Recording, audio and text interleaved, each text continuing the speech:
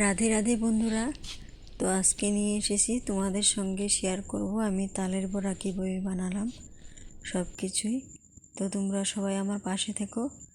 তালটা আমি পরিষ্কার করে ধুয়ে নিলাম সুন্দরভাবে। আমি দেখতে পাচ্ছ অনেক জল দিয়ে সুন্দরভাবে উপরে ধুয়ে নিলাম। তারপর আমি তালটাকে ছুঁড়লাম। তো এক হাতে ছিল আমার হাতে ক্যামেরা, আর এক হাতে চলছিলাম। তো ক্যামেরাটা রেখে কিন্তু ভালোভাবে চলতে হবে, জাস্ট তোমাদেরকে দেখাচ্ছিলাম। তো সুন্দর করে ছুলে নিলাম।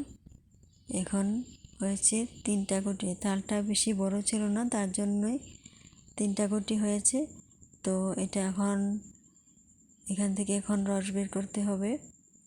তো তাল কে না খায় বলো তো? সবাই তাল ভালো পায়, আর ভাদ্র মাসে তো তাল খেতেই হবে। তো একটু করে জল আমি দিয়ে দিলাম। তারপর এইভাবে একটু রস বের করে তারপরে এই যে দেখতে পাচ্ছ চালনটাতে আমি ঘষে ঘষে তালের রসগুলো সুন্দরভাবে বের করে নেব এই গুটি থেকে। তো ঘষে ঘষে আমি তালের থেকে রসগুলো বের করে নিলাম। তারপর আমি অল্প করে চাল ভিজিয়ে রাখলাম গুঁড়ি করার জন্য।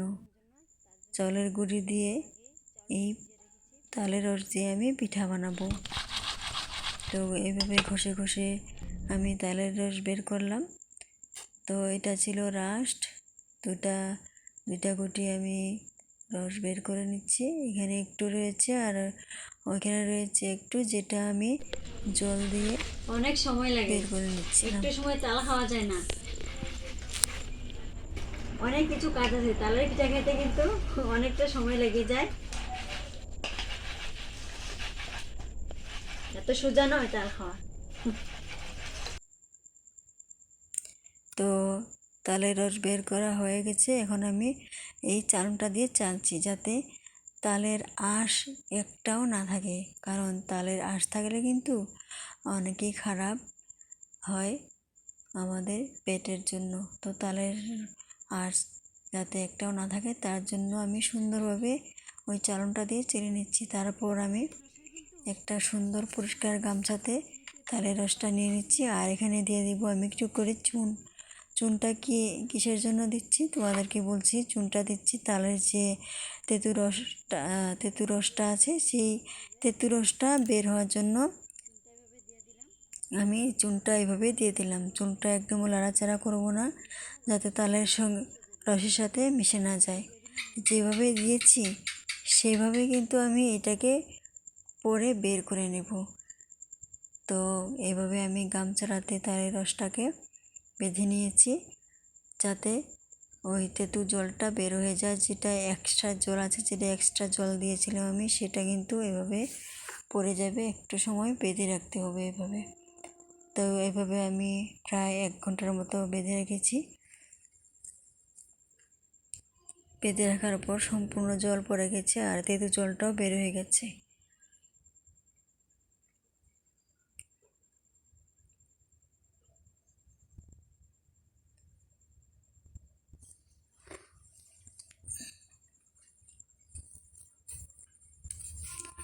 যারা যারা জানো না যে তালের রসের সাথে চুন দিলে যে তেঁতুল জলটা বের হয়ে যায়, তারা জেনে রাখো অবশ্যই। তো 1 ঘন্টা 1.5 ঘন্টা পর আমি তালের রসটা নামিয়ে নিলাম। নামানোর পর আমি চুনটা বের করে নেব। দেখতে পাচ্ছ চুনটা আমি এই দেখো দোলা লাগিয়েছে। তো চুনটা আমি যেভাবে দিয়েছি সেভাবে কিন্তু বের করে নিলাম। তালের রসের সাথে একটুকুই মিশে নিই। এই দেখতে পাচ্ছ চুনটা আমি বের করে রেখে দিয়েছি। তো এখন হচ্ছে ব্যাটার করার পালা।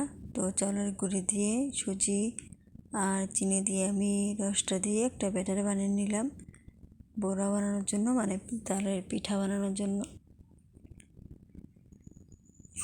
তো চুনটা কিন্তু একটুকু মিশে নেই, আর যেটা এক্সট্রা জল আছে সবটা কিন্তু পড়ে গিয়েছে। তো গামছাতে রয়েছে সুন্দর তালের রসটা শুধু।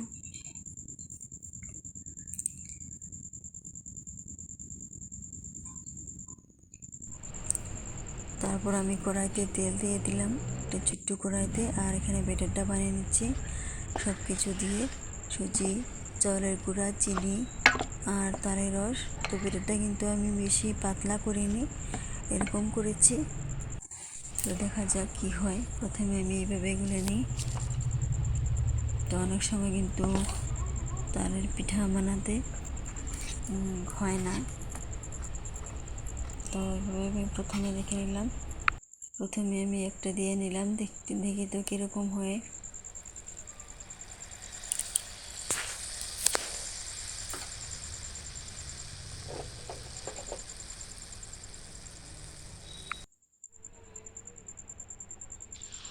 তো এইভাবে আমি একটা একটা করে অনেক কটা পিঠা বানিয়েছি।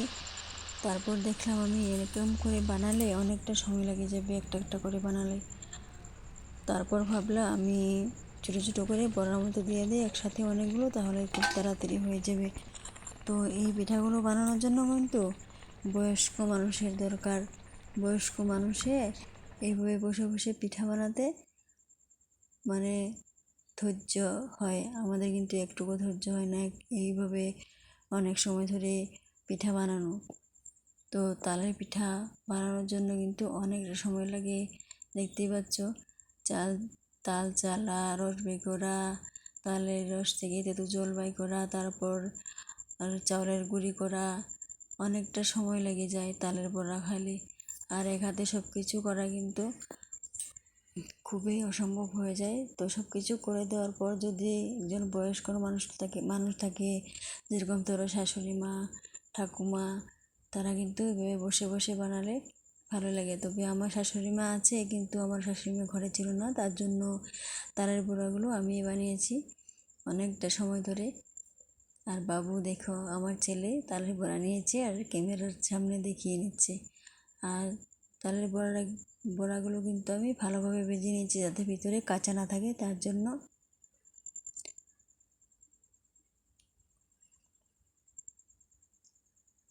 আর এইভাবে ভালোভাবে আমি তালের বড়াগুলো বানিয়েছি। তো এরকম করার থেকে, এইভাবে বড়া দেওয়ার থেকে কিন্তু প্রথমে যে দিয়েছিলাম সেইভাবে দিলে কিন্তু অনেক ভালো লাগে। তবে কি বলবো, সময়ের অনেক দরকার, তার জন্য আমি এইভাবে ভেজে নিলাম অনেকগুলো। তো অল্প অল্প করে সবগুলোই ভেজে নিয়েছি। তো তোমাদের সঙ্গে শেয়ার করলাম তালের বড়া বানানো। তো তালের বড়া বানানো কে না জানে বলো, জাস্ট তোমাদের সঙ্গে শেয়ার করেছি আমি কিভাবে বানালাম। তো সবাইকে অনেক অনেক ভালোবাসা, অনেক অনেক ধন্যবাদ আমার ভিডিওটা দেখার জন্য। সবাই পাশে থাকবেন, আমিও থাকবো তোমাদের পাশে।